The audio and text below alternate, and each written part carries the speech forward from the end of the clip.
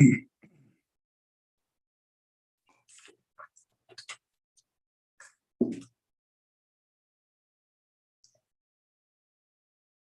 right, we are now live.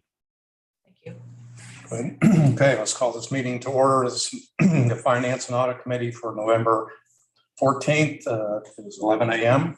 Teresa, will you call roll? Yes.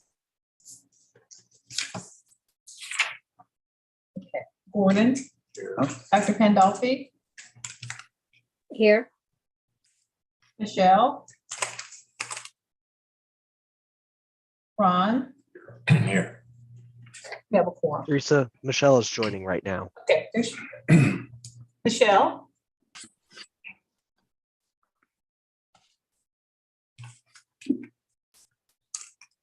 Hi, Michelle. Hi. Thank you. We just started. That was a roll call. So thank you for joining us. All right, you have the agenda.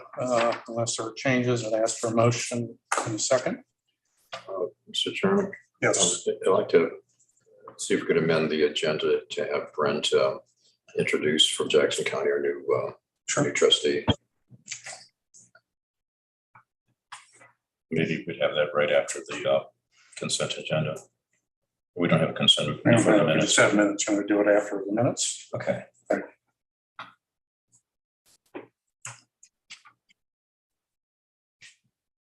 Any other changes? Any motion So, for the agenda, the amended agenda? Sorry. so moved.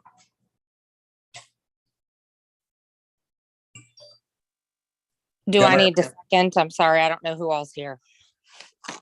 Okay, in the room, Michelle, we have Gordon from the committee. We have Gordon and Ron. Online is yourself and Dr. Pandolfi.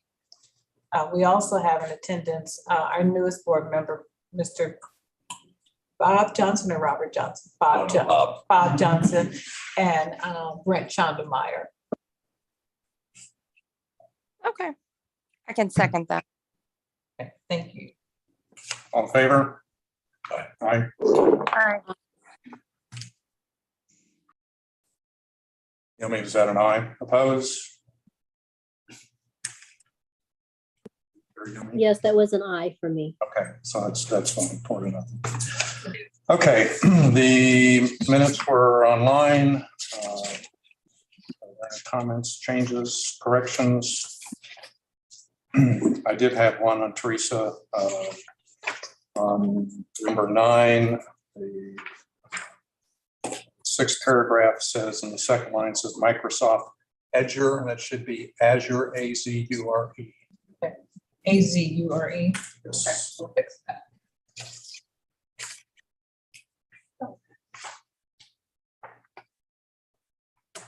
There are no other changes. Make a motion to approve the minutes. So moved. Second.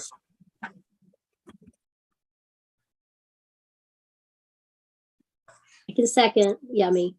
Second. Great. Can't get to my. All in favor, say aye. Aye. Hi. I don't ask anybody else. Okay, Brent. Floor is yours. It's my great pleasure to introduce you to, I actually know him as Robert Thane Johnson, but he obviously prefers to be called Bob. My best understanding is people introduce themselves better than you do yourselves. So I'm going to defer to Bob and have him make some comments. So I will do this at the board meeting tomorrow night, and Bob will be here tomorrow night. So Bob is replacing John Laney, who was on an unexpired term, and the county executive, through an executive order, appointed Bob to take John Laney's place, and maybe share tomorrow. And doing that, I was also reappointed to a term that goes to 2026. So if you have I thought, oh my gosh. Anyway, but if I, ask Bob maybe to make a comment or two. Bob's been known to me for a long, long time. And if you lived in Jackson County, and I hope that you'll take the chance to him. And so Bob, it's yours. Well, thank you, Brent. Yes, I certainly do want to meet the rest of the board in person, but I have been involved. I've been elected to other offices in Jackson County and in the state legislature, and was involved in the Prop L campaign of 2016 in terms of the library. I also built houses for a long time. I was a small builder. I'll make my editorial comment. You ought to build your houses with smaller builders and not the national builders, but that's an editorial comment. Pay attention to it. But so I'm kind of in a retired position now, except I am heavily involved in girls softball. I'm president of the Lee Summit Girls Softball Association, and like 17 years worth involved. My granddaughter plays competitive softball.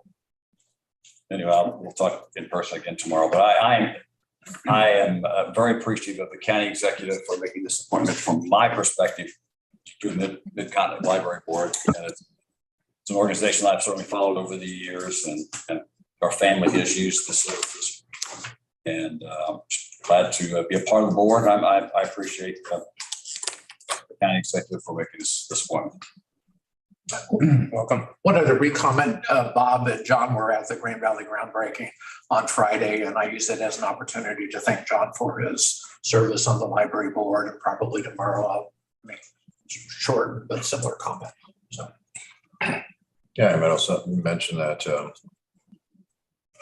Bob expressed his willingness to serve on this committee, and he was so appointed. Thank you. Welcome.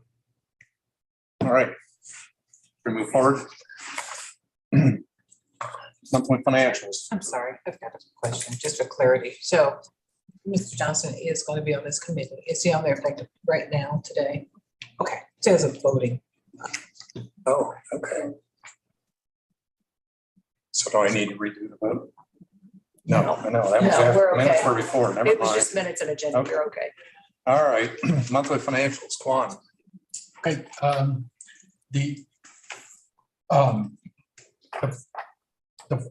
that's the report for the month of October, and it shows the current monthly spending revenue year to date, and comparison to the budget. The budget is the new budget just approved a month ago. Cody, can you blow that up just a little bit? Oh, Michelle has her hand raised Oh. too, apparently. We can't, thank you, Cody, because we can't see that. Okay, go ahead. Okay. Did you have something? I just have a question after Juan's done. Okay, Okay. all right. Okay, the tax revenue, what we have received so far is the delinquent tax revenue.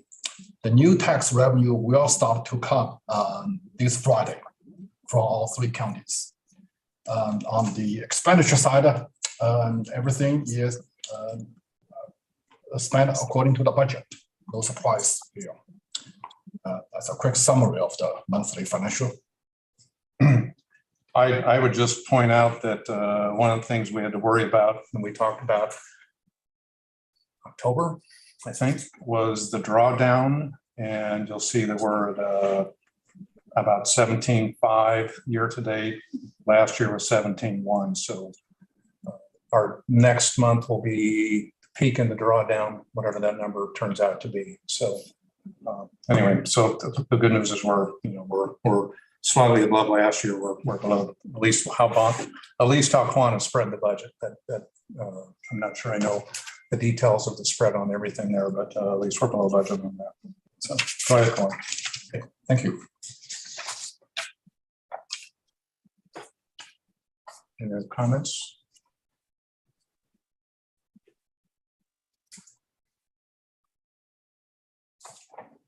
Anything else you want to cover?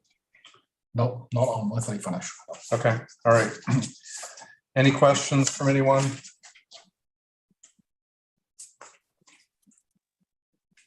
Jill, Yummy? Okay, you also had the disbursements detail, I'll click through to that. That's an attachment in Okay. Word docs. All right, if you have questions on that, That will also be on the consent agenda tomorrow night, correct? So it does list everything in, I believe, alphabetical order. So if there are questions on specific disbursements, please raise those or be ready for the discussion.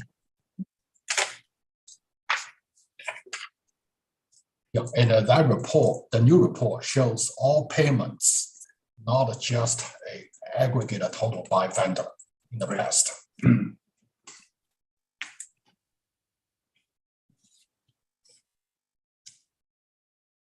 Okay. I think the next item is the personnel schedules. Jennifer here? She's online. Oh, she is. All right.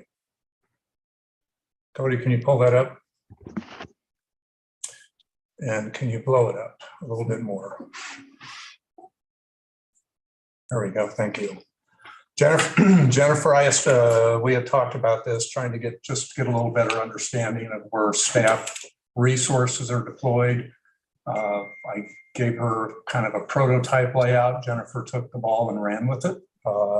This is her schedule. There may be other information that's relevant that we'll get to, but this was kind of to just start discussion and give the board idea where the bodies are and where they're deployed. Jennifer, do you want to go ahead and give us an overview here? Sure. We were trying to group together the departments into what type of support that they offer or they provide for the library. And this report right now is just a head count report. But like Gordon said, we have we're going to work on getting other information. The headings at the top would be for full-time, half-time, part-time, and then the total for those groups. So, and then there's a grand totals at the bottom. So if anybody has questions, they can ask or let me know. Jennifer, does this, when you get to say comparison between June and, I go back to that, between June and current month, July and current month, I guess. If someone leaves, do you show that as an open position, or is this strictly the people that are on payroll as of October? Yeah, this is just strictly people that are on payroll. So it's coming from the number of people that we paid. Okay. Is where that comes from. All right. And is the budget available in this type of format? Not currently, but I've done a lot of work since last weekend, so it got farther. So there'll be we'll have the ability soon to present, actual dollars being spent in these categories and hours being used, et cetera. Okay. And probably more of a focus on FTEs rather than headcount, because that's typically the direction we go with the budget. But doing the other pieces, the dollars and labor hours, will be able to get to FTEs pretty quick. So.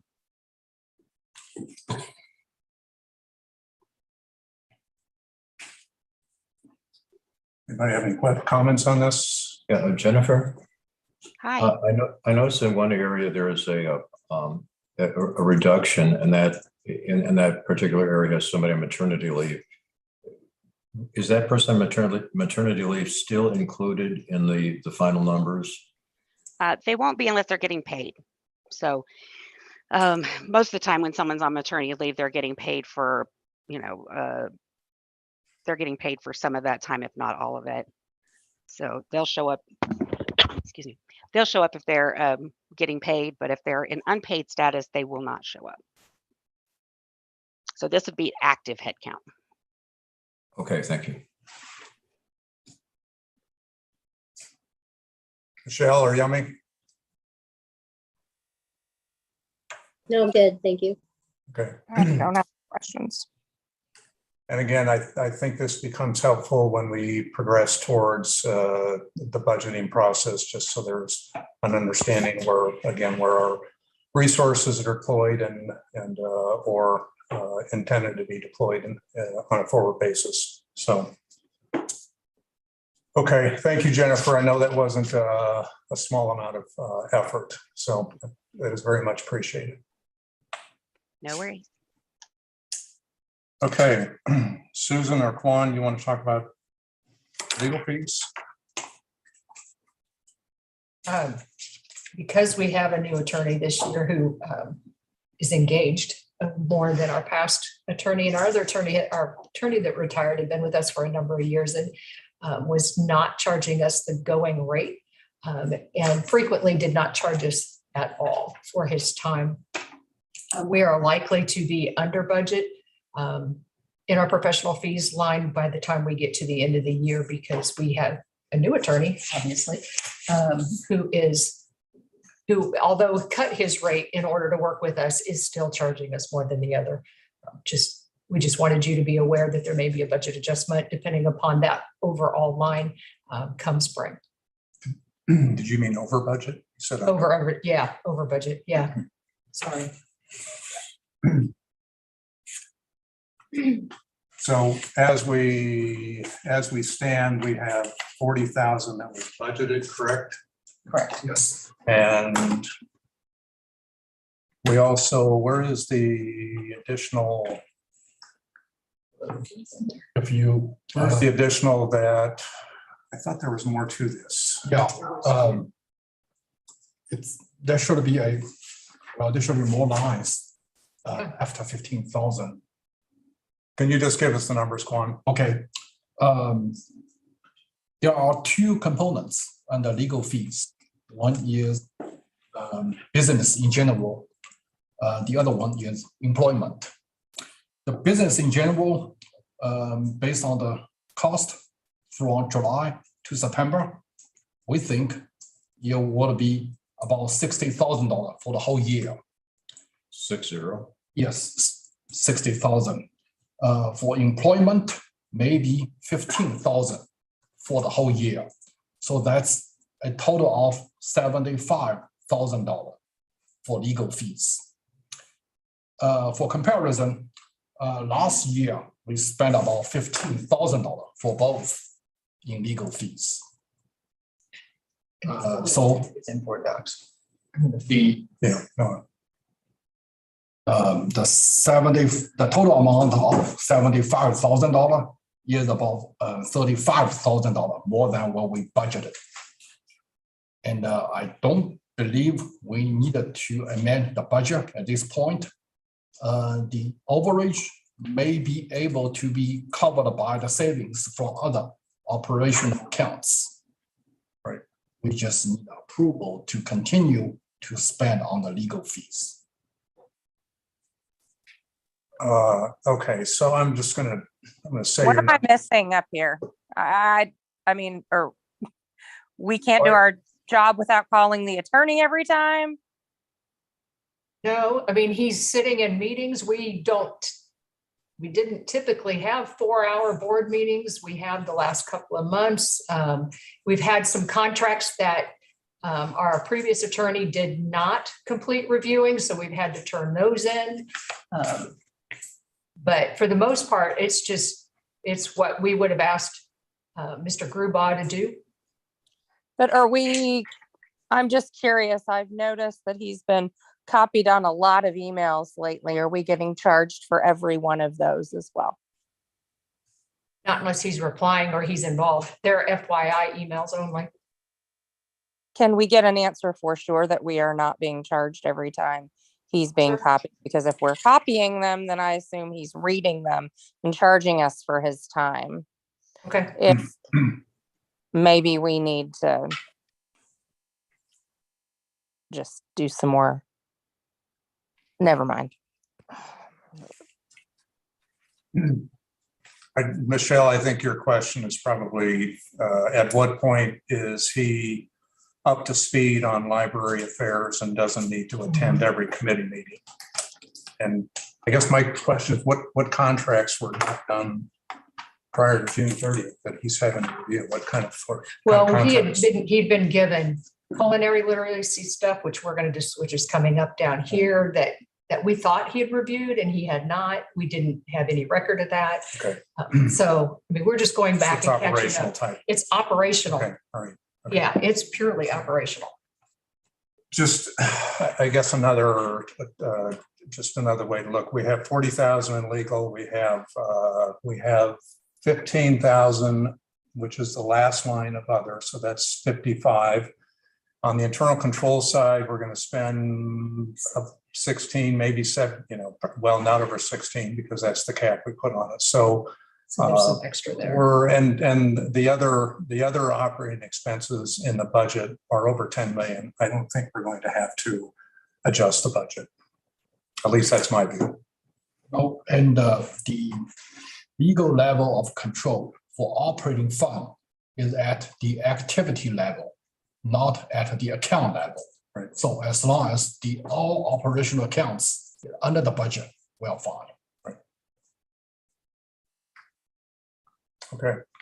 Any other questions, Yemi or Michelle? Yeah, I just wanted to, I think Michelle had a good point. I do think, I just wanted to make sure we were going to see if he is copying us for those, the things, I mean, if he's charging us for all the emails that we are sending to him. I just wanted to make sure we get a handle on that. He's not on every email, but I'm sure it looks that way to you, so. No, I mean, I just want to have an answer to that, if we are being charged for the emails that are copied to him. Okay. Okay. Let's move into old business, the Propville capital plan costs.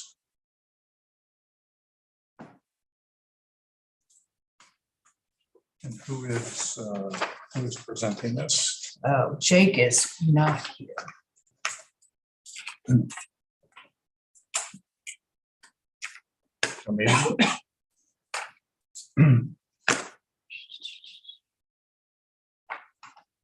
Yeah, that's, if you want to go through it, you can. Okay. Cody, I don't know what you have up there. Yeah, I think this was it's a sent out. For the gigantic full board. document. I don't know. if all of it- I don't have anything in the presentation. Yeah, it's because for it's this. 135 page document, so that's probably why it's not in there. That makes sense.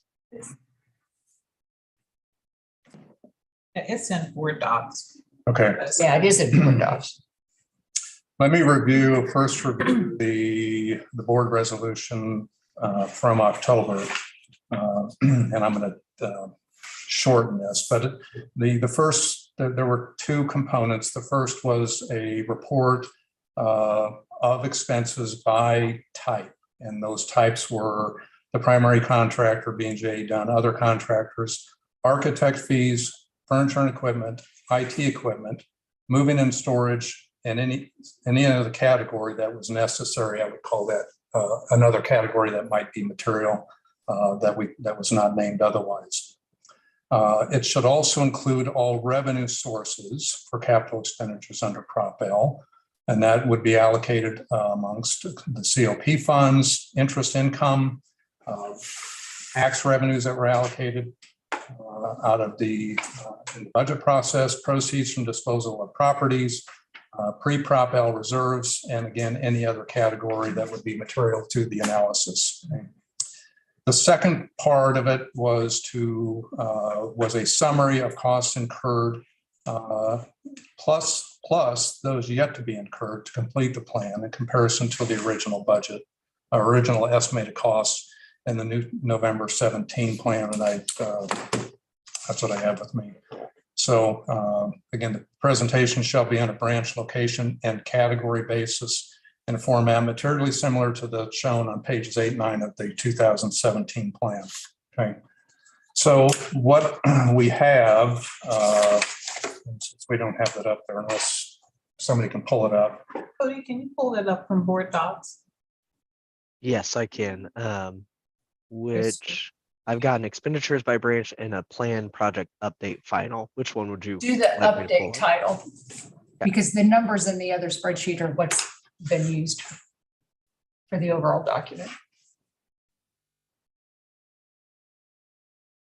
So if you have that, I would just ask you to go to page 3. Scroll down, there's some verbiage on the front end that I'm not going to read. It's just a timeline. Okay. So in this schedule, this is presented as the funding sources, which was 113,200,000. That was the original plan. I don't see in here interest income. I know there was interest, wasn't there, Quan? Yes. Okay.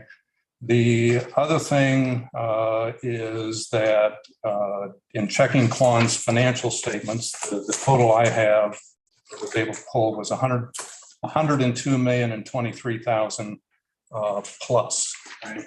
So we're not in sync with the financial statements on this. Quan, were you consulted on this, involved in this?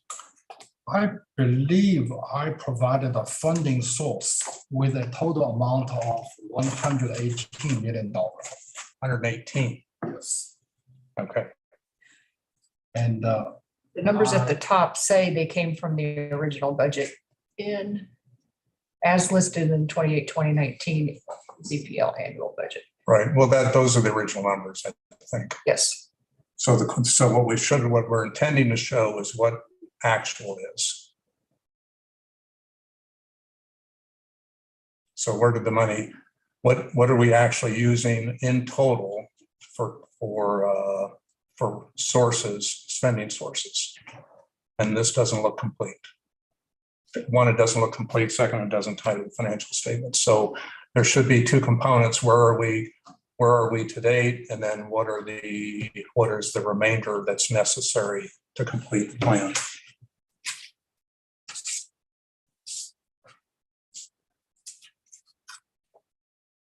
Okay.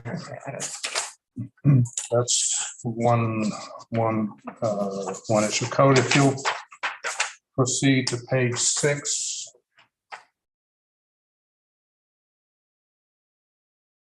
And page 6, which is the bottom, so that's this page, yeah. So it's a printed page, numbered page 6 at the bottom.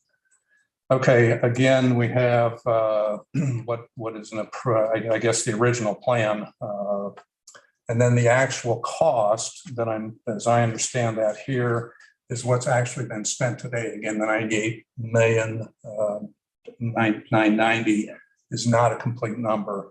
The intent was that we have, and again, it can be more than a single column that say, here's actual costs, here's what is yet to be expended, and so this is the current estimated total, and how does that number, that revised total, compare to the original plan? So again, we don't have complete data here. That was requested. If you go to the next page, I had a couple questions on this. The Excel worksheet that was in board docs, I don't see this summary tab, I was thinking this was a summary tab, but I can't find it. The other thing is, again, there's a breakdown here. I see 25, if you scroll down, Cody, to the second column from the right, it totals 25 million. I don't know what that ties to. And again, without seeing how these numbers are pulled together from the Excel worksheet, it's hard to tell what the composition is. So again, I'd like to see this Excel format Okay, Jim coming will have from to the data. provide that. So, and again, it doesn't. This does not have all the data that was requested, which is the estimated cost yet to be expended.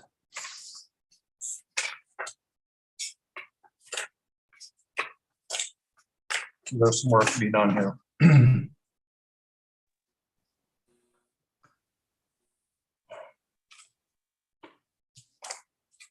At this point, I guess since we're now in November, I think it said this was through September.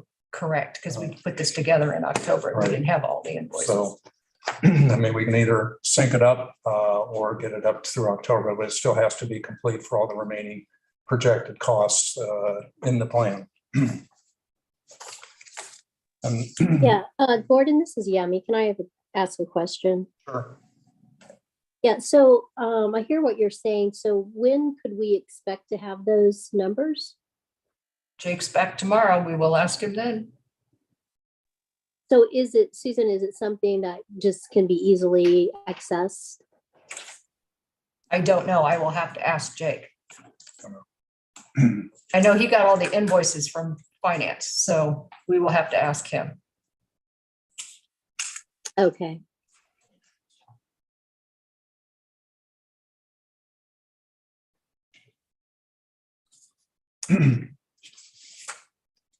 The other question I have that I guess and this is something for Brent and the building committee to address. I know this maintenance schedule was presented for the last board meeting, but I believe, and this is my, quick, simple review, is that it appears that some of the items in this maintenance were in the original capital plan. So I think that's something that we need to address as part of this process as well, is what was in the original plan, where dollars were contemplated to be spent within that 113 million, but that may have been redirected to other activities or other projects. And so what from the original plan has not been completed, either not completed or pushed out, and what does that mean in terms of our capital funding plan?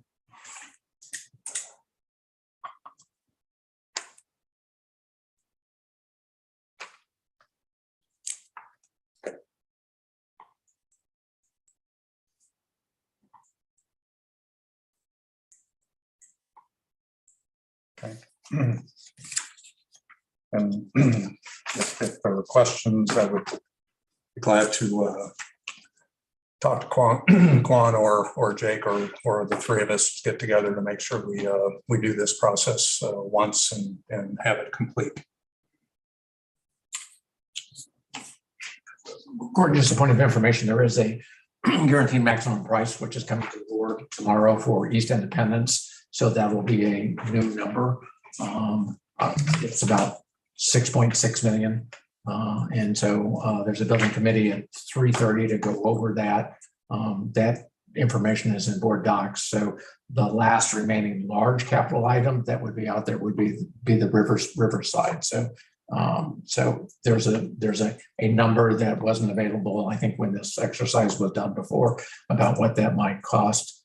So the number came in favorable terms relative to what it is that we thought might happen. And it's comparable really to what the price was for Great Valley. So the board will have the decision tomorrow about whether to approve the guaranteed maximum price on East Independence. Okay. That's all. All right. Any other questions on that?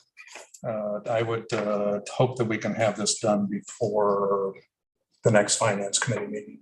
And if we need to call, well, if we have a December meeting, I'm not sure what our schedule is for December, but I'd like to have that done as soon as possible.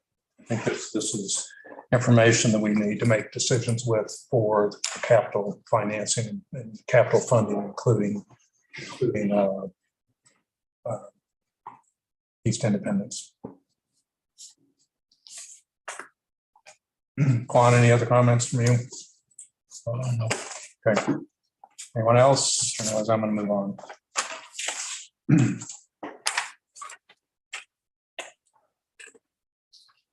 Okay. Quan, do you want to give us an update on, if you remember, we approved in October the software installation. I just asked Quan to give us an update because it's not as easy as throwing a switch.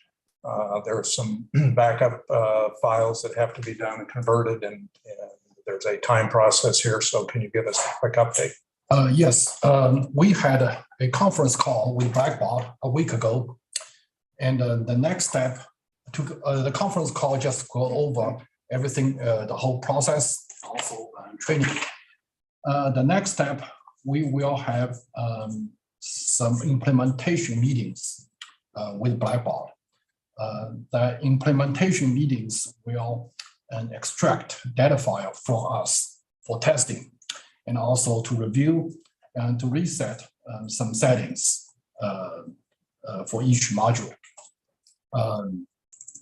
Also, Blackboard offers a lot of training classes, depends on what we need.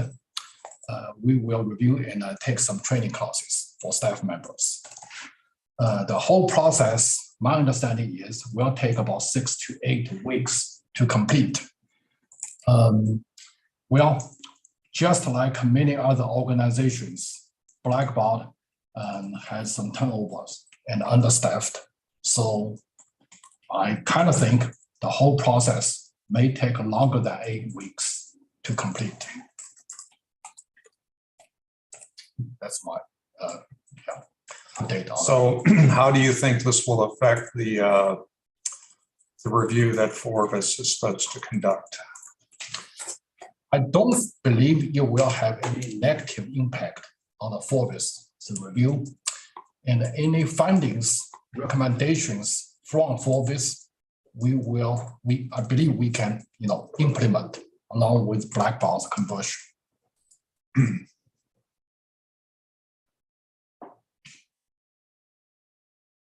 So your estimated completion time is what, January now? Yes. Okay.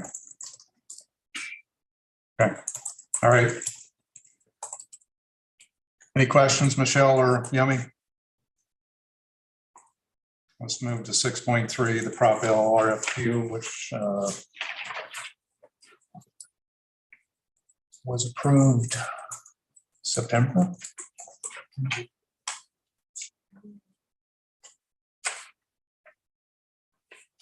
About that time, that sounds about right. So what is the status of the draft? Because I haven't seen one. I have not seen one. Who's preparing it? Jake.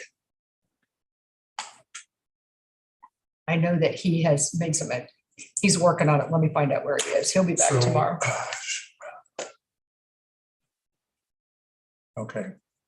Is there a reason he's handling it instead of Quan? Or anyone else? I mean, it doesn't matter. It can be Quan or Jake, either one of them, but it's my understanding that Jake is doing it.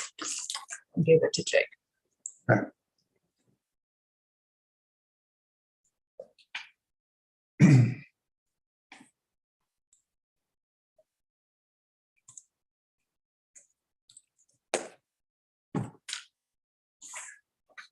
Okay, 6.4, building maintenance reserve. I put this on the agenda. This has been a topic for the last few months, and a topic with Brent on the building committee side. The kind of the question I have is where should the planning, I guess, ownership reside? Because in ways it's a finance issue, in some ways it's a building management issue, but this is a reserve discussion that doesn't necessarily get into the technicals of actually replacing or rebuilding or repairing things. And I want to get the input from the finance committee in terms of what their thoughts are, Brent, you as well, and anyone else, Bob, on this. Just for some perspective, Quan was able to locate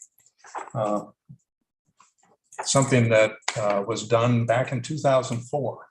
Okay, pretty simple analysis. I mean, it's maybe about 10 pages here. I don't know what details are behind it. So there was something at some point where the library went out and looked at and did some engaged someone to pull some analysis together, pull some, cost per square foot, and life cycle on different asset types. But it's this is pretty simple from my perspective. There are people that do this, I know. If you live in an HOA, you're probably familiar with reserve analysis. I did have a discussion with someone who works with this kind of a thing about, what they do, what the process is. And it's something we can talk about on a forward basis, but I guess I'd kind of like to get some input from the committee before we, have any, what I'll call formal discussions in terms of again, what should we be doing? Because we do need to, if we have all these physical assets, I think, Jim, one of the things you told me on a phone call was that, there was a point at which our physical assets were not in the condition, in the desired condition. And having or will spend well over in excess of $100 million on our assets, they need to be maintained, and they need to be maintained in the condition that the public expects, and that provides the kind of environment that they should have when they walk through the front door. So that is a rather substantial commitment. If you think about this, it's really long-term debt that's not on the balance sheet, and it's something that we have to factor in and to keep in perspective, keep as part of the financial discussion, because when you look at resources between operations and capital assets, capital maintenance, we have to make sure we're allocating correctly from the top line before funds are directed to the operating side. So I'll open the floor for discussion. Ron? Yeah, you had mentioned the HOAs, the HOA that that our residence is involved with. It conducts a procedure, which I think is just a watered down version of something that could be applied here. And that's basically every year an engineer is engaged to go around and physically look at what requirements are anticipated, what must be addressed on an immediate basis to maintain the physical structure, and for items that are reasonably anticipated to compute a cost for that to be addressed at a later time. And then our HOA board establishes reserves from our association fees to actually fund that known expected financial requirement. And I would envision that as being clearly an element of the building committee in charge with the physical structure, and of course to the finance committee for you and this committee to make sure that the money is available when at such later time it's needed. Again, I would think it requires some engineering expertise, but that of course is your decision. But I think it's really quite imprudent not to anticipate that, even though the buildings are new and beautiful and very sound, that there won't be an ongoing maintenance, eventually substantial requirements.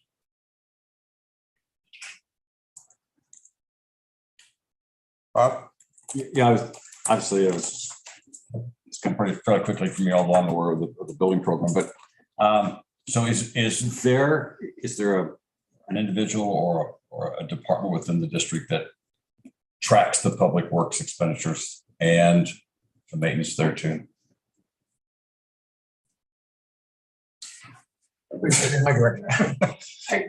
Well, go ahead. Let me try to, I appreciate this conversation, actually. Hey, Cody, could you pull up the worksheet that shows what it is that we're talking about? It's the one that says 13 million. So You're talking about the one that was presented in October? yes. Yeah, because that can help, I think. Cody, it looks like, you can't see if I hold it up, you can't see it. Yeah, There we go. that. Yes. So anyway, this was something that came to the building committee in response to a request from the finance committee. And so this is relatively new information, and it's relative order of magnitude. For what it is worth, I don't want to date myself, but I might be the only one who is in the room, other than maybe one other person who was here in 2004. And in 2004, when the time that you were at the library district, is the library district didn't have a lot of in-house capabilities.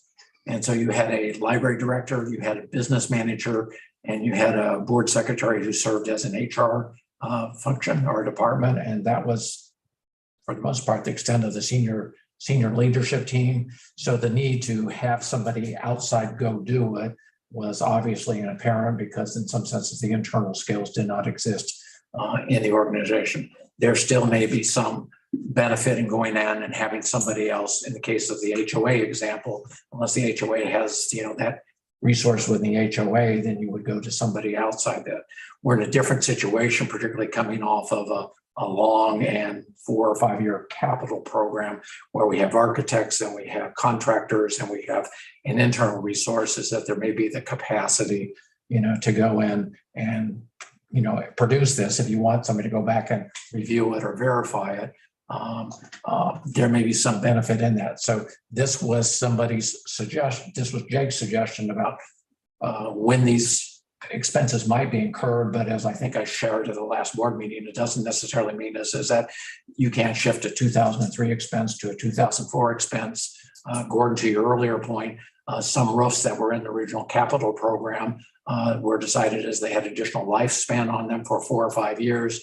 And so those were pulled out of that. And that's why it is that you have a lot of roofing projects that show up in this worksheet. So one would say, well, if we went through and we touched all these sort of buildings, why is it that we're making roof repairs? Well, because we thought there was additional life into them. So that's an important component of this. The two big things that I would identify on this, and in some senses, the building committee talked about this. I think Michelle's was in the meeting or not in the meeting.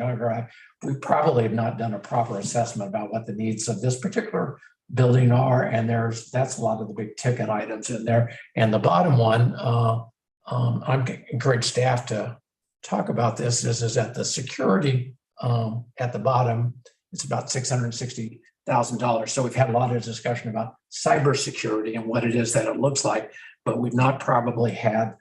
And frankly, I would say I've been remiss because I didn't ask about it, but I didn't know I needed to ask about it all, is that we have a really antiquated, outdated building security program, which is the software is no longer supported. That when somebody moves from building to building, somebody has to reassign them to that. So we don't have probably the proper security system for the management of the assets that we have, that we know when somebody enters a building with a key card or not. So the discussion that occurred really around that, and Dustin was here for that conversation, because I think he has charge of security is that the idea is that you don't have to do this whole $660,000 at one time, but you probably would take some cohort of libraries, test out the system, make sure that it does what it does, and sort of scale it up. So is this something, Gordon, to your point, is this something that has to be in the next year budget? Probably not. Could you push it off 1 year or 2 years or 3 years? Perhaps, but at some point you are going to have to accumulate the resources to address, the maintenance. Yeah. Let's just back to the broader issue. And one thing I didn't mention when I had that conversation, which was just kind of a general fact finding for me, these firms that do these analyses have, I guess, what I'll call a proprietary form of software. It's really Excel driven, and it's nothing you can't build yourself. But they do have a database. They are aware of what's going on in the market, the industry. They can tell you what an HVAC system costs for a $10,000 building and what the average lifespan is. So once they get engaged, if we had someone like that as a business partner, then you go through the initial analysis, which is going to be costly. I did some numbers in my head, so I'm not going to talk about it here, but it's going to be costly. And then you get into an annual maintenance after that point, to where it's like you say, if the roof was expected to be 20 and we can do something to extend it to 25 or 30, it pushes that cost out, and again, it comes to planning. So this, this, I think, is something we have to deal with. Again, as I said, this is long-term debt on the, that is not on the balance sheet. We have to manage this liability. Waiting until something breaks to address it is in my view, not the prudent way of taking care of your assets.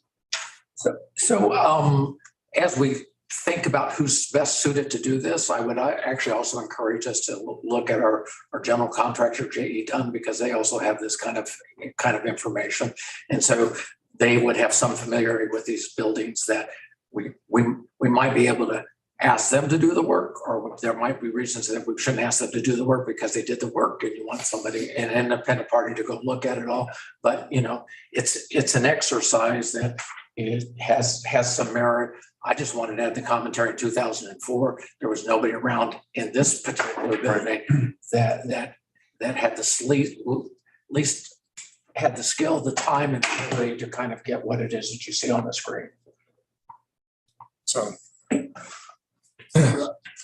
So is there a set aside in the budget for a fund that is there for maintenance? the capital, there's a capital fund, there's a general fund and the capital fund. And it'll take longer to give you the history, but typically or historically, the excess of the operating funds were transferred into the capital fund after the end of the year. While that worked for a while, I don't know that I think that's the best way to approach this.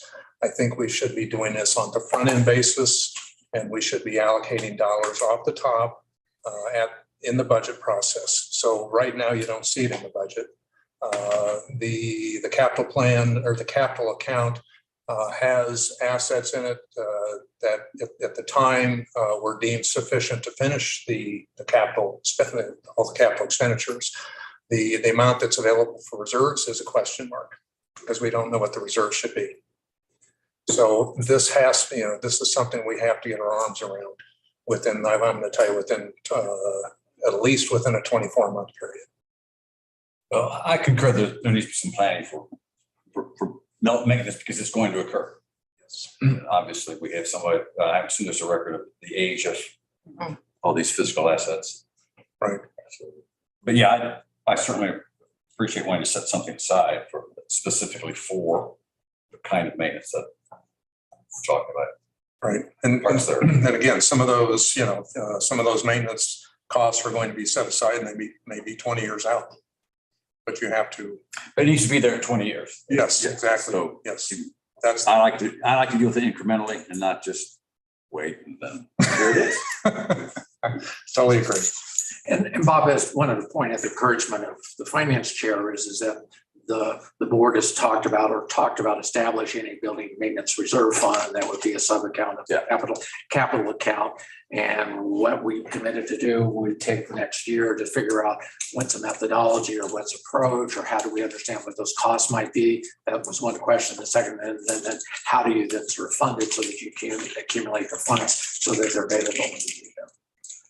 So some structural work has been done. The informational part of it all still remains to be worked through.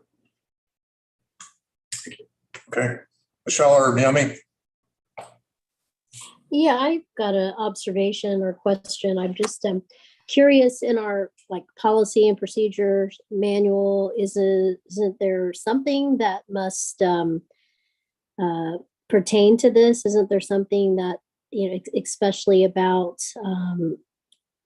assess, like Ron was saying, assessing the things just about the properties, the buildings, is there nothing like that in our existing policy and procedure manual? I'm not exactly sure what you're asking. We look at when we do get into budget season, we do look at what needs to be done, and depending upon what it is, it either comes out we plan it for the capital plan, which goes to the board as part of the budget process, or it comes out of operating. There are some guidelines on what comes out of which one. If it's a one-off expense and it's over $50,000, it generally comes out of the capital plan, like a new parking lot, something along those lines. If it's not $50,000, if it's something that we can do for less, it's often in the operating under the building maintenance. And I don't know what the fund code is. I don't know what the fund line is for that, but it's in the operating side of the general budget. Yeah, I mean, my response is actually the board adopted a policy to establish a building maintenance fund, and that's what it is that we're, moving to. So you find it in the rules and the procedures, but we've taken a policy view. Is that something that we need to do when we're just in the very preliminary stages of it, right? Yeah. Just a side note on that. I mean, the current policy from the budgeting standpoint is anything under 50,000 goes into operating. I've talked to Kwan about that. I think that number is too high because some of those, something that's 40,000 could easily have a 10-year life. I'd rather that be under what I'll call the managed asset side as opposed to a maintenance. Maintenance to me is, fix a plumbing break and do regular routine maintenance on HVAC systems. Major repairs, I think, belong in the capital side. So one of the parts of the budget I want to address is to lower that threshold. Well, yeah, I guess my question or concern is about the procedure. You know what I mean? So we're not taken by surprise. Maybe we need a more of a formal procedure that discusses when the evaluation of the buildings or whatever it is, whatever other properties, when will that take place? So we're never, caught by surprise. I think we'll get to that point. We're just not there. So is that okay? I think there's a general consensus that we need to do this. How we tactfully address it, we still need to go through the process. And I think when we get through the next budget cycle, we'll have a much better handle on what that should be. So I don't want to, I want to defer that to a future meeting. But I agree that we have to have some parameters in place and some structure around this. Yeah, and I think that's a micro thing. I mean, it's probably something that as staff is doing this year, then they can be thinking of, well, what would be an appropriate procedure that we could get in place? Because I do think that we've identified something that we really need to just be cognizant of so we can prepare financially and without surprise.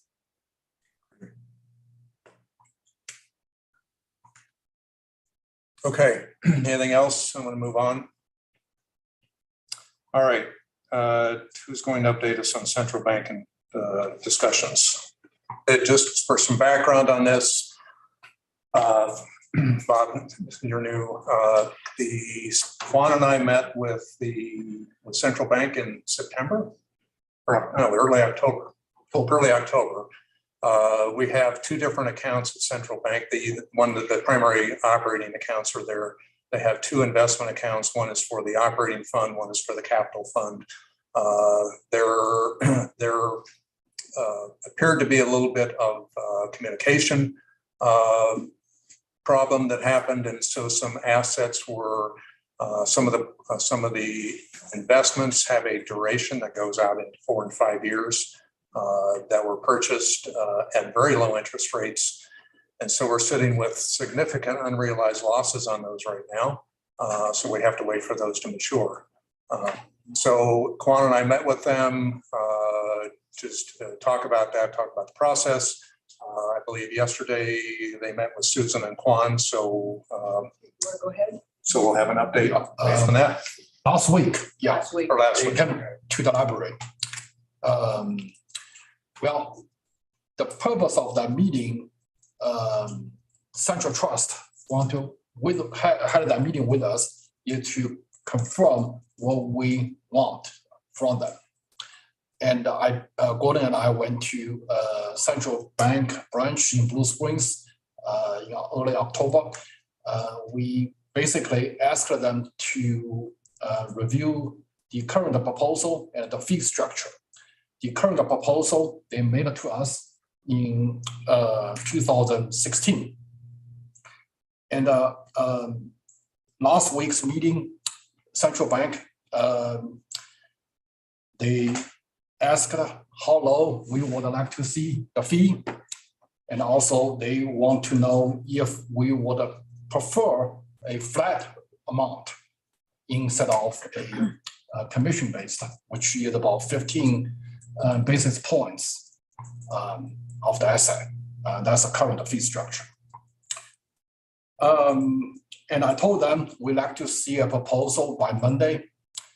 And they emailed to us just right before the meeting. And the email, they reviewed the charges to the library. Look back a couple of years, in 2020, we paid about $64,000 to Central Trust. Last year, 2021, we paid about $66,000 to Central Trust. Current year, the estimated amount is $45,000. Well, that's about $22,000 smaller than last year because Central Trust waived a 4 month of service fee. In their email, they proposed a flat amount of $30,000, which is about half of what they are charging now. They did not say exactly how long they are going to keep the new rate, $30,000 a year, as flat amount, but they did say they will keep that special fee until there is a change in business conditions. So that's the new update from the bank.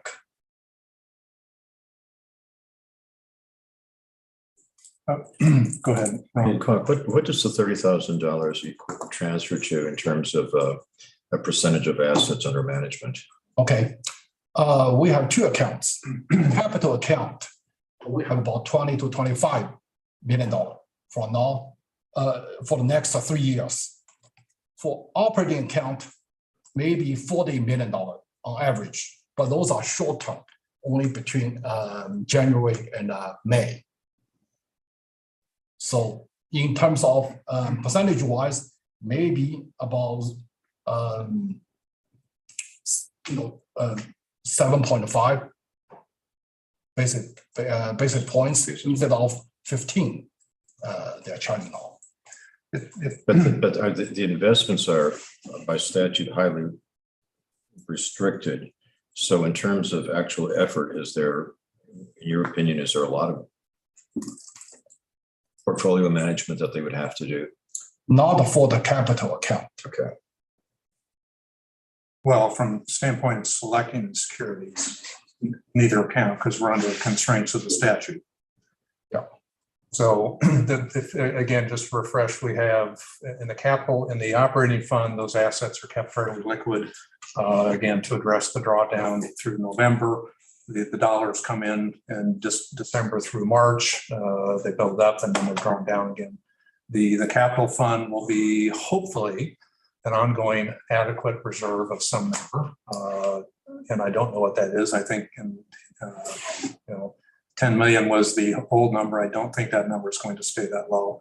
But again, I don't, until we finish that analysis. I'd like to, if it's okay, I'd like to, with the committee, I'd like to have Quan do an analysis and look at our averages and our cash flow and see how that stacks up against what we think, what I'll call, what the rate should be. Again, there are two ways to do this. One is a flat fee. One is a percentage of the assets on a monthly basis.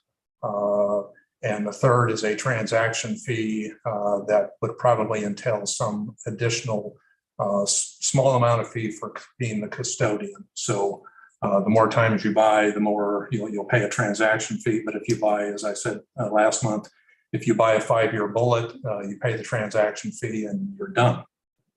And you spread that over 5 years, it's a pretty small number.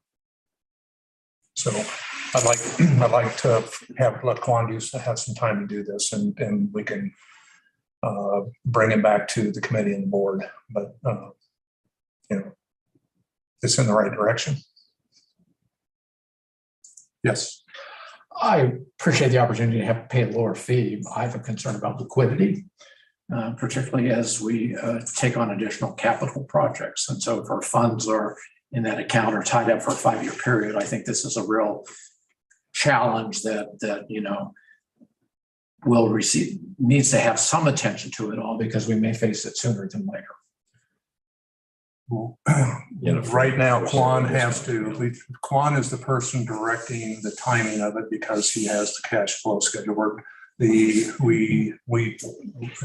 My recommendation is we don't let central bank make those decisions in terms of where the duration is. What they buy, their decision, or it can be their decision, but the duration targets have to be set by Quan based on liquidity needs. That's a go forward basis. My concern is particularly if we approve the East Lee Summit and the Riverside project, will sufficient funds be available to meet the obligations as they're presented to us? Don't have that answer right now. Juan, do you want to address that? We have to make some strategic decisions.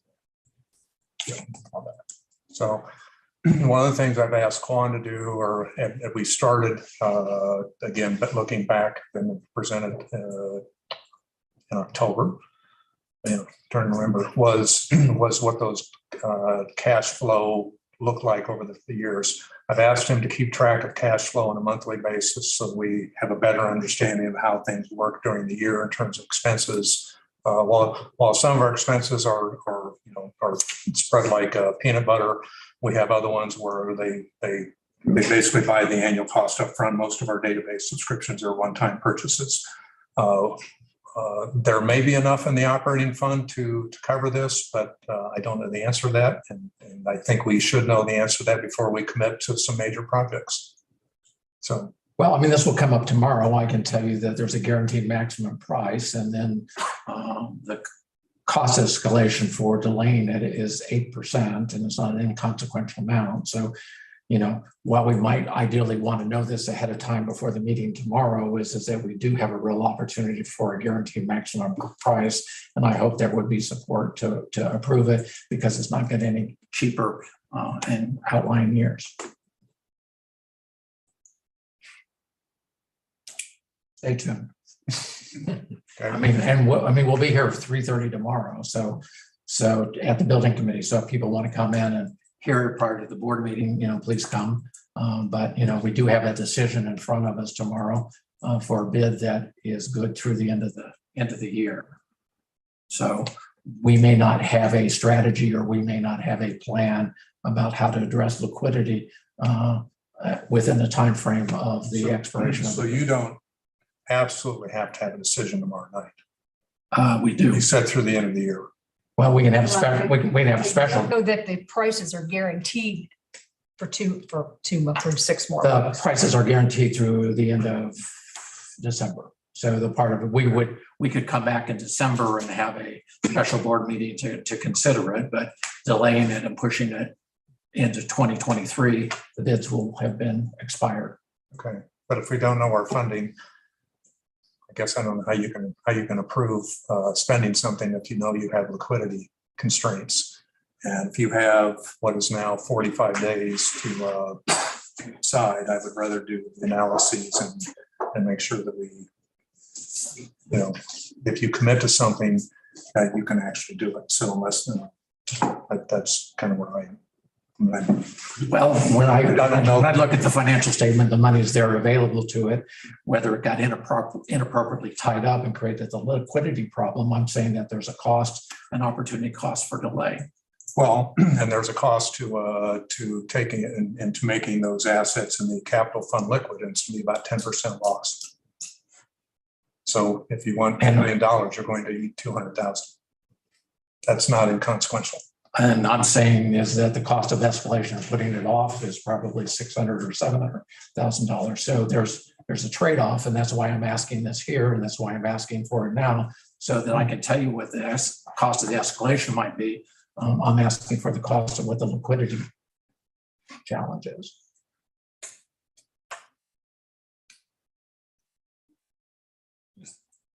Yes. So I can kind of review the set aside for the 5-year time period. What source of funds are those?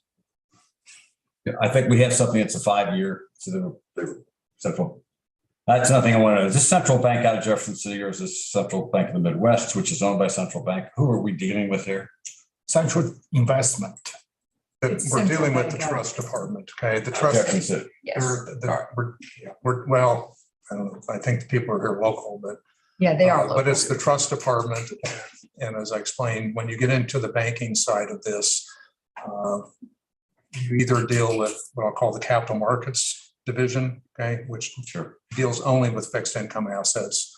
And then you have the trust side, which tends to be, which, I'm going to speak traditionally textbook here, where people turn their assets over to them to manage, okay, and say, you take care of it, don't bother me, just tell me how you did, okay. Capital markets is much more involved. Central Bank does not have a capital markets division. So what we're doing with Quan is operating really like we are. And so once this was flagged last spring, Quan is actively involved in making what I'll call the duration decisions. So I would suggest if you can update that and we can get a handle on this, we might have it for discussion tomorrow night. If we think there's things that have to be addressed, then, my view is we have 45 days to make that decision. I would not rush the decision. And I'm happy to have a special board meeting in December in order to deal with that. So I'm just looking at the presentation because I don't trust my memory anymore. But for the building committee, this is at an 8% escalation construction, which is reasonable. So if we push it off 1 year, the cost of that is $523,000. And so if we push it off 2 years, that's another 8%. So that's 565,000. And the idea is that 6% inflation construction in 2024 would be 45,382. So there's a cost of delaying the project additional years that in some senses we have to figure out what the financing strategy might be that allow us to realize the savings that we otherwise would incur additional costs in outlying years. So that's why I raised this actually at the last board meeting. I said, and in some senses, this is not like a surprise that occurred to us, like the air conditioner went out or the building that got damaged by the storm. This was a project that we always had on our schedule. So the notion is that somehow is that we're surprised that we're going to be incurring this cost for East Independence. It was always on the program. It was always in the plan. Well, I get how much is in that 5-year purchase you referenced. How much is in that purchase? Well, that was one. Okay, so if you look at the schedule, and I don't know if I can either send it to you or it's up in board docs, but if you look at the schedule, we have assets maturing in every year for the next 5 years. But the problem is more than half of it is out 2 years, Quan. Yes, $15 billion will be 3 years from now. Yeah, 3 years out. So, wow. Yeah, that's the problem. And so these were bought with when rates were down in the basement. And, when you're earning 60 basis points, paying 15 for custodial fee, that doesn't leave you much. And then when the rates pop to over 4%, which they did this year, and I don't think they're coming down. So in fact, they're probably going higher. Well, I think one more raise, but anyway, that's outside the scope of this. Sure. Well, I just know at the time, I didn't know how much was. So I think, Quan, if we can take the time, we need to take the time to update that analysis and kind of see where the cash flow needs are.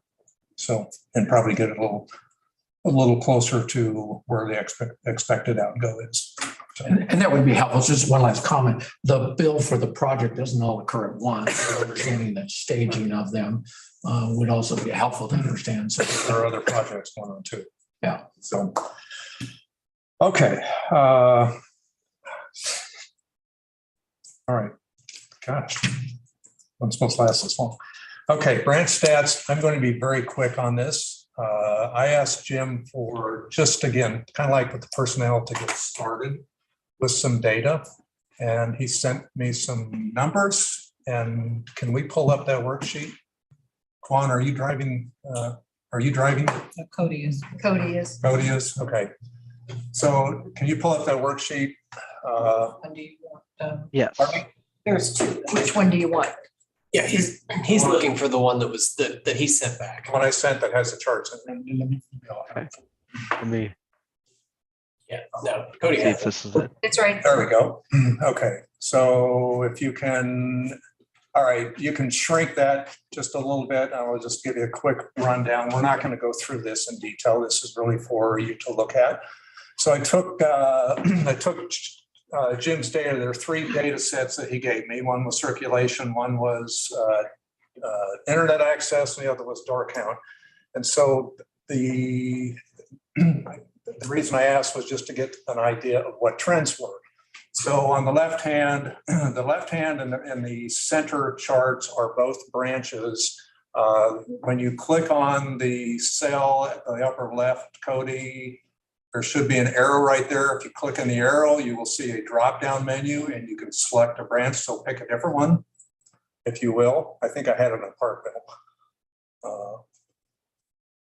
Just do the, there we go.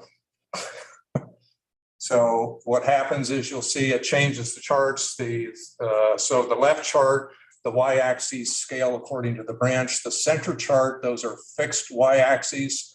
And I did that just to get an idea of where the branch stands relative to the totals. And over on the third column are just the totals. So the only thing I would point out here, Cody, if you go over to the right drop-down menu at the top, on the third column, no, there you go. Click on that cell, click on the arrow, scroll down. There should be one that you should go to the virtual library, which is under, these are in alphabetical order. So if you just arrow up, you'll find the virtual library. And I think you probably all know this, but that's what's happening. So our circulation is increasingly going virtual. That has ramifications over time. I don't know where, that's the trend. So this is 10 years of data, and you can see what's happening. So the other lines that are in there are percentages of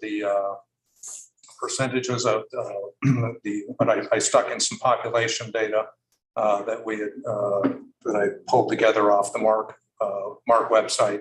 So anyway, this is for you to go in and look at and just get some idea of what's happening on the branch level. I think this is great information that Jim has. I know there's some perspective around it in terms of what's happening with each branch. And there are probably some other data points that need to be pulled into the discussion, but that's gives you some idea of what's going on. And then the reason if you go back to Parkville, I don't know if you have up there, I can't see, but just as a matter of reference point, Parkville has doubled in the last 10 years. In the last 25 years, it's probably tripled in size. And so I think it's interesting to see what happens to the branch as the population increases. And some of that population has been the last few years. So I think again gets into, are people even aware that the library is sitting there? Because we have a lot of new people moving in, and are they utilizing the library? So that's it. I don't want to go through the details. I'd like the committee to do this. We'll give the rest of the board this. And as I said, Jim, there are other things that you'll add into the discussion. And if there's any corrections, I've asked Quan to just kind of fly spec the formulas and make sure that everything's in sync.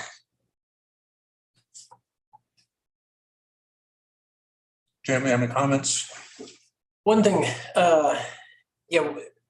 one thing that's noted kind of in the original numbers, and it's a little bit harder to see here in the charts, although the charts do a good job of showing over time, is, the 2 COVID years obviously have a great impact. The trend line about percentage, I want to look at that a little closer now that I'm sitting here looking at it and seeing it up there. Because it looks like in all of them, the percentage line dips when the bar dips, but that, given the fact that that was COVID, I would think, the percentage would have actually stayed pretty similar instead of dipping. So I'm not sure. There might be something that Yeah, needs and again, this is reoriented there. This is a first cut of data. And the other thing that was difficult about basically 18 through till now is that there's branches opening and closing for construction. And so that doesn't impact the totals as much as it impacts, I mean, it does impact the totals, but what it really impacts is if you're trying to compare one branch to the other, it messes with that a little bit. So we can keep going back. The other thing I think I would say about it is the three things we provided weren't necessarily the three most relevant statistics. They were the three statistics we could put together for 10 years the most easily. So that was as a starting point to start pulling things together. There's things like programming we'll want to add to this. And then obviously I want to consult with our branch group about it as well, because one of the things they've commented on over the year, as you have pointed out there, is that virtual has been taking on more of the circ. So, I think anybody looking at it asks the question, okay, so if branch staff are checking out fewer books as a percentage, then where's that attention going? And I know Jacqueline's with our branch group, and they've been working on a model along with Jennifer. I think I might have said that in an email back to you about what drives branch staffing costs. And so that's another piece to kind of pull alongside this, is to talk about what it is we're seeing, what sorts of activity we're seeing in branches.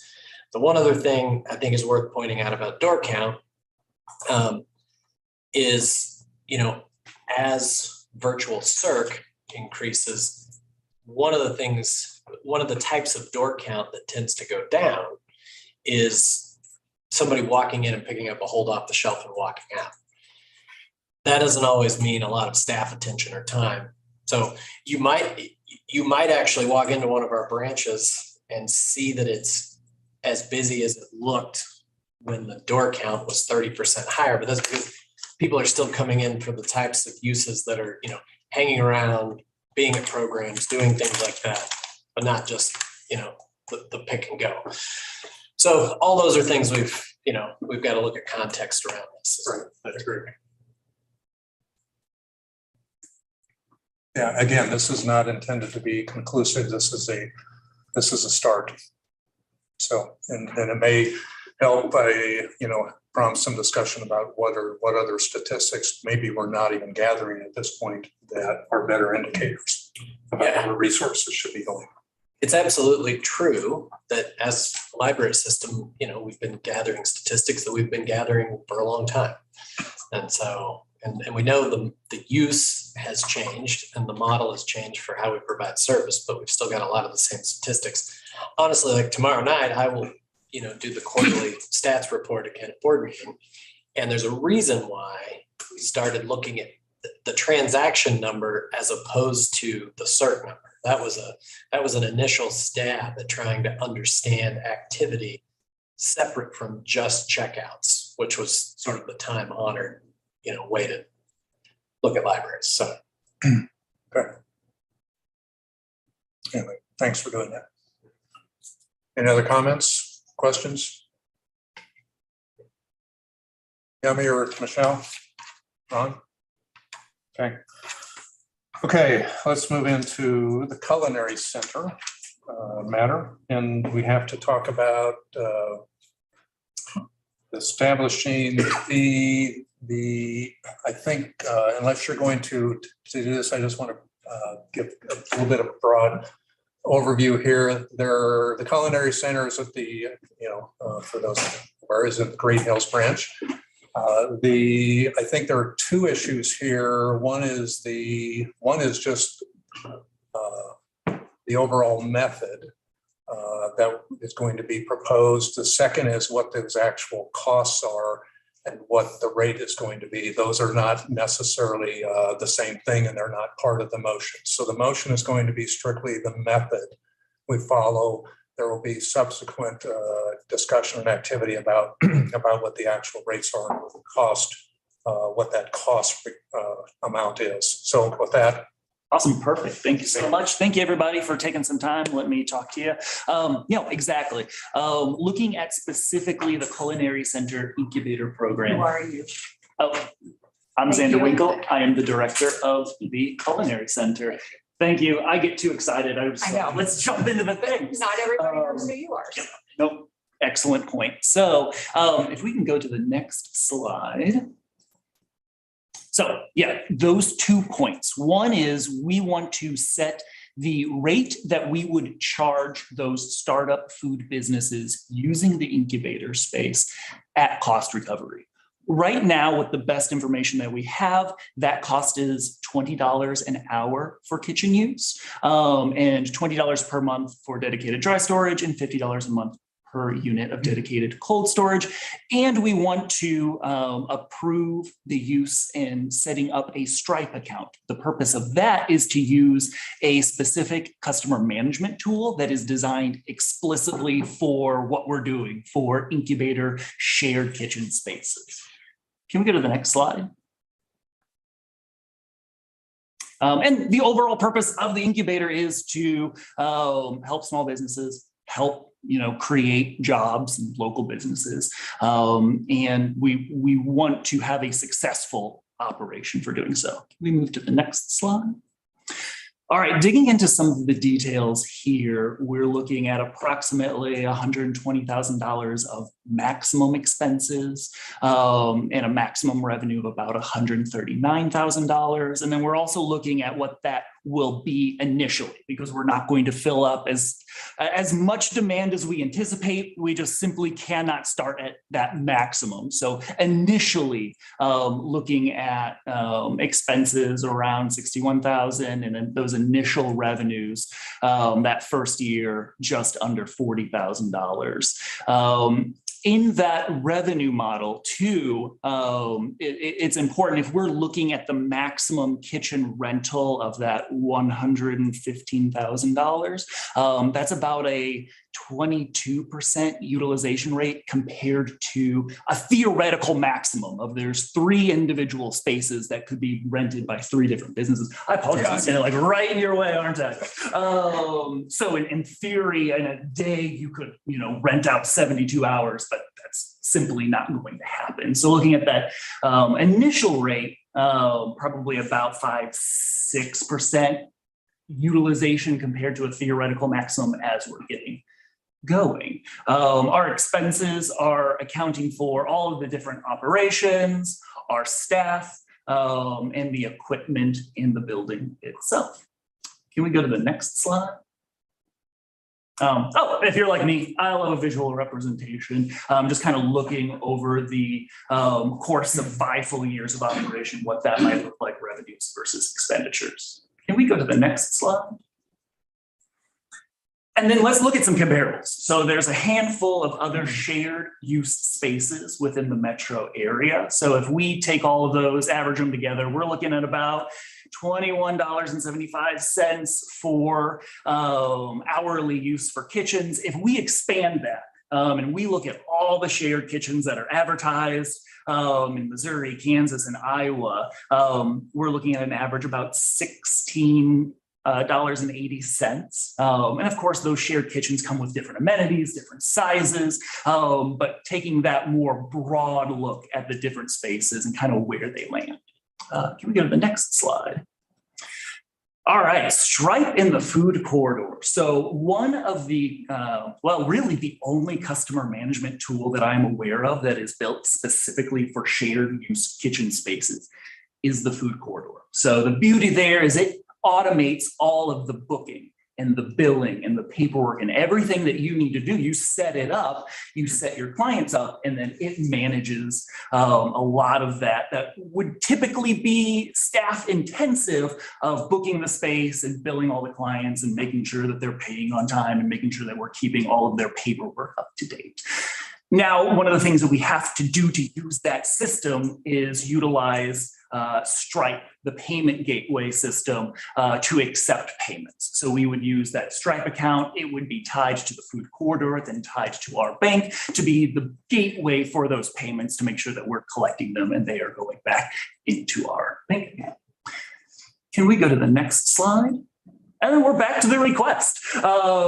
So based on that, just kind of looking at what those costs are going to be, what a reasonable revenue stream would be for the space, we're looking at a cost recovery right now about $20 an hour. We're also asking that the committee would consider us opening up a Stripe account to use that customer management tool for the culinary center. That is all I've got. I would happily take any questions. And I apologize, there is a meeting I have to get to at 1 o'clock, but that gives plenty of time for questions. So thank you all very much. I have questions. Is that okay if I go? Okay. Can we pull up the worksheet, Cody? I guess one of the first questions I had is how does this compare to what was initially, did we do some initial projections before we even built this thing that would tell us, are we on plan? Are we in the range of what we thought we were going to be doing? I'm not aware and correct me if I'm wrong. I've been here on some of the question is probably more so directed to Quan and Susan. Did we have initial projections? I don't believe I have seen any of them. Steve did them, we don't, I weren't privy to them. I do think Steve had kind of some initial thoughts based on, his survey of what else was going on. I mean, we'd have to go back and find him, but yeah,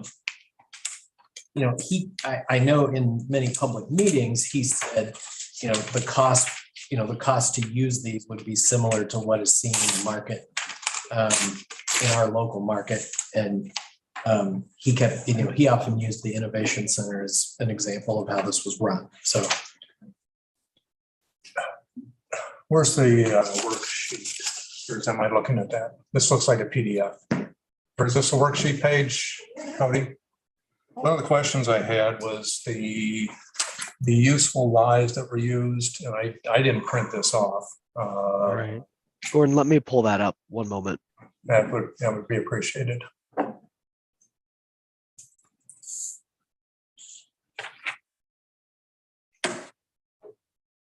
Okay, I think the tab equipment, is that it? Yeah, there's an equipment tab. Yeah. And if you'll blow that up a little bit. So the lives on these, I see a lot is 30 years. If you just kind of slowly scroll down, 30, a few tens in here. The building, I think, was further down.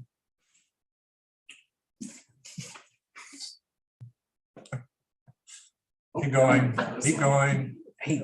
Building is shown at 50 years. So Quan, how do these sync up with what is depreciable lives?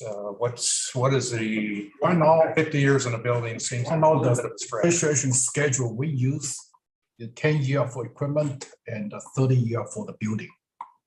Okay. But 30 years is for the initial cost of the building. That does not include the maintenance along the way, correct? If it's improvement, that's 15 years. Okay. So somewhere in that, and I can't see that number. If you increase that, Cody, just a little bit. Okay. Oh, thank you. All right. So is this touch screen? No, it is not touch All screen. right. Sorry. So you're going to make me navigate this thing. When I got updated, the touch screen went away. So. Okay, well, so I guess my broad concern here is that we're probably a little generous with the lives, which is going to translate into the cost calculation. And that I think we have to review this relative to that. Some of that equipment maybe 10 years is better for all of it. As opposed to 30 years. I don't know if anything, well, I know some things last 30 years, but whether or not we'll actually keep them around or they break, whatever the case may be. So I would like us to coordinate that and get some different lives in there because then you get a little bit of perspective. The other piece is take it you're having a lead, Brent. Thanks. Thank you. Thank you for coming. The other piece is whether we have factored in what I'll call the ongoing maintenance into this within the operating side. And again, I didn't look at that, but I think we have to look at that to make sure we've captured all the costs. Another piece that I had written down were, do we have, or are we taking into consideration headquarters costs? And do we have everybody factored in? Do we have factored in cost of staffing to include all the benefits costs and the retirement and everything, which is typically about 35% of the base rate. So anyway, those are the kind of questions I have. I don't have answers, but I think we have some work to do. Yep. No, those are very fair points. And the beauty of setting it at cost recovery is this is a living document. Right now, we're looking at projections without actually operating. So as we operate, we can modify that, and as we get actual historical numbers. So you're absolutely right on the lifespan of the equipment. That's probably, so in my most recent calculations, I'm reducing that. Even at our maximum capacity though, in a shared use kitchen environment, we're still not, kind of like a car, we're not putting a lot of miles. Those pieces of equipment are designed to be flipped on every single day, run most of the time that restaurant is operating. Even in a shared use capacity, we'll still get some good lifespan, but that's part of my calculation, is reducing that amount. Somewhere still on the higher end of industry average, might be 15 to 20 years for most commercial pieces of equipment, but that's an excellent point. Any other questions, comments? Michelle, Bob? My only comment was I thought, and I haven't seen this until now, those are probably a little high in terms of length of economic life. And I appreciate your comments that that'll be reduced for reality. Yeah, I guess my thought is that I think to have detailed financial analysis would be extremely helpful.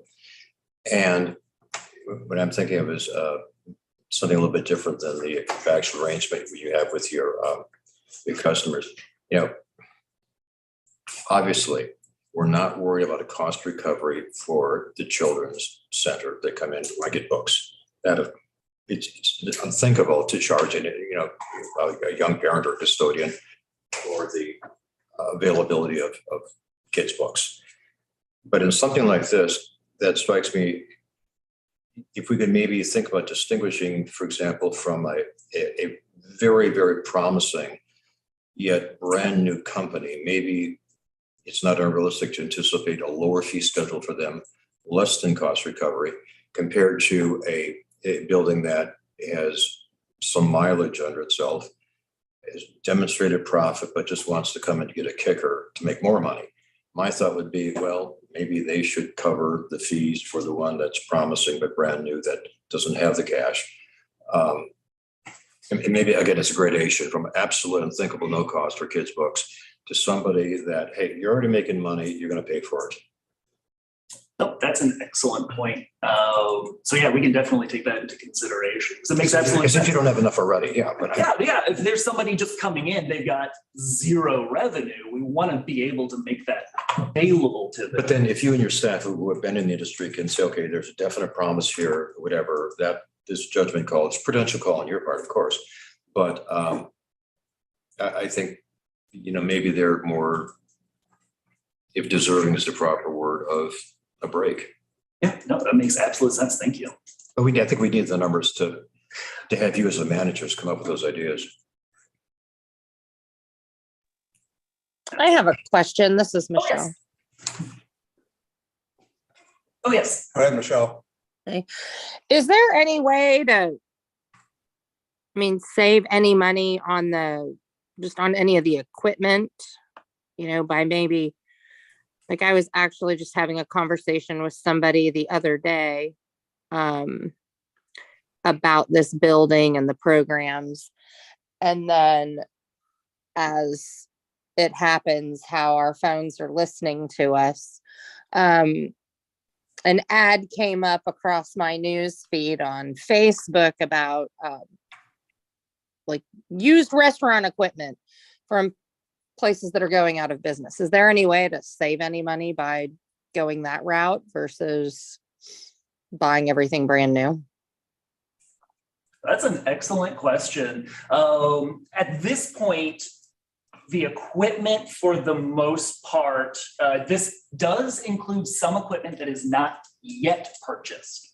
But for the most part, 90+% of it is already purchased and en route or in a warehouse. But it's a great point that there is some really good. My favorite are the dent sales. Like it's still a perfectly new piece of equipment, but somebody like bumped a forklift into it and we save thousands of dollars. I think going forward, as we get a better idea of what pieces of equipment are needed for the businesses that we're working with, that could absolutely be something that we look at as we are acquiring new pieces of equipment later on through the life of the incubator. Okay. And I get those, because of my work, I get those ads all the time on my personal Facebook. Right. Okay. Thank you. So what's causing the opening delay? Right now, it's supply chain issues. We've got just some of our equipment that the manufacturers aren't able to fulfill some dates. There's just, whether it's igniters or different components of the equipment that are delayed further out in the supply chain. So right now the delay is primarily all of the equipment that goes into the kitchen spaces. So are we committed to these? I guess I'm coming back to Michelle's point. If these are out there and I mean, you don't have set delivery dates, then how can you set an opening? How can you, I mean, I mean, why, if they can't fulfill, if we've paid for it and they can't fulfill the contract, why couldn't we cancel and buy something somewhere else so that we can get this up and going? I know, and this is a little bit outside of my arena, but I do know that Jake is having conversations with our rep on looking at what potentially alternatives might be. So some of the equipment is accounted for, some of it is not. I don't know exactly those details. So that one's a little outside of my realm. But but I'm not trying to be difficult here, but why don't you know? Because you are in charge of this. So as far as the contract, I am not. So that is something that I believe Jake and Quan are more in charge of, the contract components as far as switching things out and making alterations. As far as the specific schedules of when we are estimated to have pieces of equipment, Trimark is updating me on those specifics. So I have an idea. I know, hey, the pieces from Garland, those have come in. The pieces from Advanced Tabco, those we're waiting until, XYZ date. So okay. As far as the details, I do have those, but as far as the contract negotiation, I don't have those details, and that's less within my realm of control. Okay, so I guess this would go to Susan then, if I can continue. I mean, why wouldn't, because he doesn't have a program to run right now. He's doing his what he can, but we're not open. Why wouldn't we punt some of this stuff to him and give him a little bit more control over his branch and over his program to problem solve and get this open? Yeah, let me work with Jake and SDA and those folks who have the contracts and with Xander, and we can see what we can. Okay. Well, it just sounds to me like Jake is clearly got a lot on his plate, so maybe we need to delegate this to people that have the time to do it and that have a little better grasp of the environment. Yeah, let me see. It seems like we have a bottleneck, and I totally agree, Michelle. This needs to get pushed into done. Have we expended funds? I mean, Quan, have we put down deposit payments on this? Or is this pay on delivery? I don't believe we paid any deposit. So I guess who's, and I'm, you know, and that's right. the phrase I like to use is who's minding the store? We need somebody to grab the reins, mind the store and get on top of this. This thing needs to get, put in place, I guess, equipment put in place. And we need to get this up and running. Otherwise we got an asset that's burning money and we're collecting, we're not accomplishing anything. And hoping that that a vendor delivers when vendors probably getting pulled 16 different ways every 15 minutes by all their other customers. Somebody here needs to write herd on this thing. And let's get that moving. And I guess I'd still raise the question of if we don't have deposit payments and we're not committed to a purchase, then and if they can't tell you when that thing's going to land in the dock, I'd be looking elsewhere. Yeah, this is yummy. I think those were great points. I totally agree. I'm just wondering, maybe Susan, just wanted to hear her ideas on how that could happen. Like if this gentleman could spearhead that, or who would be the person to do that? I am sending an email, I'm typing an email as you're talking to try to find out where we are, what the contracts say, and if we've put money down, et cetera. I need to find out where we are now before I can backtrack us out of this. Is your meeting in this building? Yeah, it's just like right over there. So I don't have to try. I think we have enough information here. So yeah, let's go back to the motion. I think the motion is two pieces. One is to establish for the committee to approve, and we'll take this to the board. I'll read this.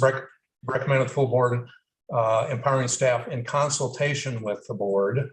It's critical to set fees for the incubator kitchens at rates in consideration of all factors, management, operations, and utilization that will provide for full cost recovery and review and adjust those rates from time to time as is deemed necessary to maintain full cost recovery, with such review to be completed no less than annually. So I think all we're doing here is approving the method, being the full cost recovery method. And then are we doing a second? I guess we're doing a second motion on the other piece. So I think this entails we're just approving a method here. We're not approving those rates that were presented. I have a question. Yes. Just on full cost, is that all the way back to construction cost of the building? That's yet to be determined.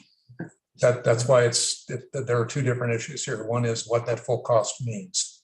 Okay, good. And I think that's a board. I think that's a board decision that has to get made. But this is to get the method and get that piece done. Jim, do you have? No, I don't. I think that's accurate. I don't think. From the attorney's standpoint, I think there was like his suggestion was the staff would still consult with the board, but there probably wouldn't be another board action to approve that cost. To approve an amount. Correct. Yes. Right. Yes. But at least to yes. bring it back. Yeah. So I'm sorry. Bring it back for discussion to make sure that we're all on the same page. Correct. Correct. Yes. That was my understanding. Yes. Okay. So that's the motion. Can I make that motion? Yeah, no, we need a second. Yeah. Okay. Yeah, as long as you get a second. Okay. Yeah, second. All right. Okay. Any further discussion? Michelle or Yummy? No, I'm good. Okay, then I'll ask for all in favor, say aye. Aye. Aye. Okay, that's everybody. All right, that includes me. Aye.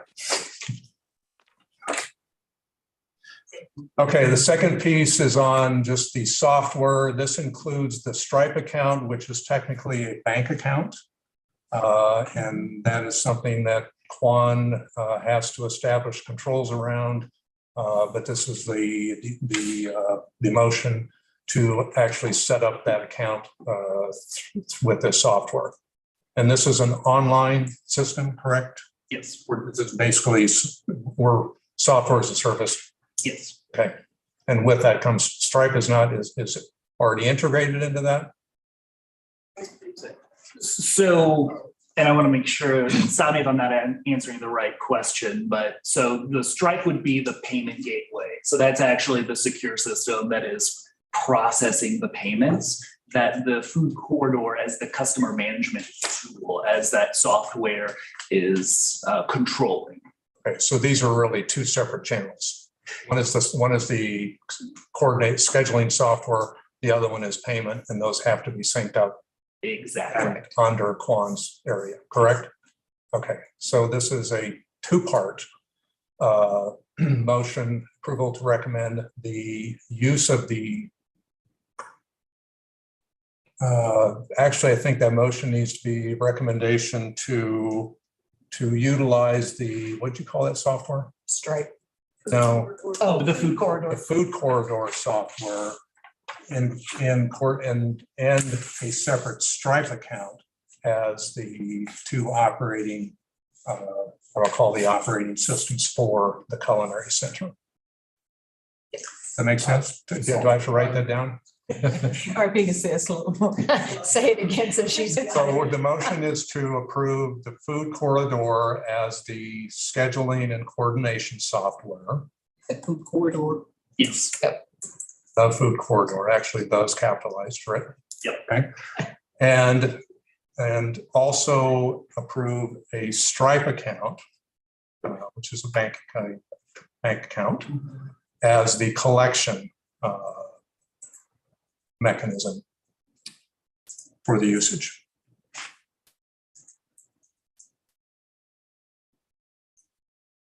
That's the motion. Can I get a second? Second. A second that Michelle, and you have any further discussion? No. I'll ask for all in favor, say aye. Aye. Aye. And aye, that's 5 to everybody. Okay, all right. Thank you, Awesome. Xander. Thank you so much for the great questions and taking the time. I apologize, I gotta get scooting, but have a great one, everybody. Thank you. Okay. Visitor comments that Hi, I'm Dan Purdom, I'm from Liberty, Missouri. I would just offer this comment. I mean, having heard that we knew the cash flow issue in the capital fund was, we knew about that last spring, knowing where we are with a shortfall. And I have some experience with boards, and I actually had the privilege of serving on the Greater Kansas City Healthcare Foundation board, now Health Forward. So I know a little bit about budgets and so forth. To have all of this, your building maintenance funds out there unclear, your this cash flow issue within the capital plan and the capital program, and for this committee to push forward for the levy reduction and now the budget reduction, that's not. I understand you said for the capital fund, it is what it is. Well, what it is incompetent. I mean, that is stunningly incompetent for a board to function in that way. That is a level of fiscal responsibility that I have never seen before. I'm just stunned, absolutely stunned. That's my only comment for today. Okay.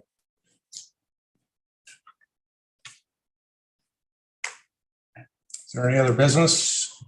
Jill, are you coming? Do you have any, Susan? I don't. Bob's got his hand up over here. Oh, Yes, just from a comment you made, it dawned on me that, does this board have parliament procedure guidelines or the process that we use? Typically, Roger Scroll board. The bylaws were changed about 2 years ago. That says we generally follow them. My preference is to have more of an organized conversational approach. And as long as there's, basically, as long as we identify the person who's speaking and we say on a topic that's germane to the agenda, and especially not talking across each other, that's fine with me. Now, the times we will absolutely adhere to the Robert's Rules of Orders are the presentation of a motion, the motion being seconded in discussion, and then an identified vote by trustee. Because that is required for the record. The only reason I ask is, for example, Gordon said, can he make the motion? And, some parliamentary procedure rules say the committee chair cannot.